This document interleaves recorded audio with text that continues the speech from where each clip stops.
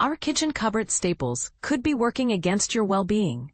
You might casually drizzle oil into a frying pan, whisk a splash into your salad dressing, or slather margarine on your morning toast, believing these habits are either harmless or even healthy. But here's where it gets controversial.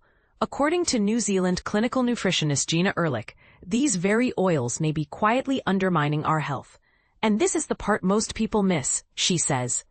These oils didn't end up in processed foods by accident.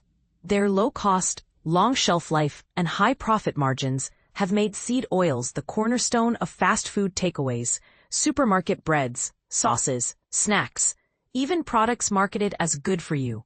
Gina, a mother with an evidence-based following online, warns that over time, our bodies pay a steep price. She points out that yet, because they're entrenched in ultra-processed foods, the breads, sauces, snacks, and takeaways we reach for every day, most of us consume them in massive, unbalanced quantities. Remember when margarine was marketed as the butter alternative? Gina asks. It's exactly the reverse. I've banned it from my home. So what does she use instead?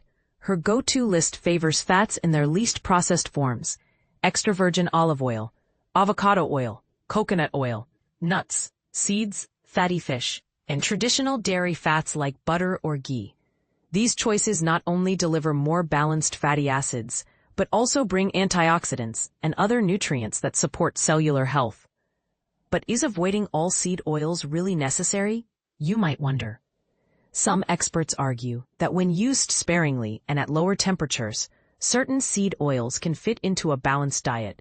Where do you stand? We'd love to hear your thoughts. Do you plan to swap out your usual cooking oils? Or do you disagree and think that moderation is all we need? Share your perspective below and join the debate.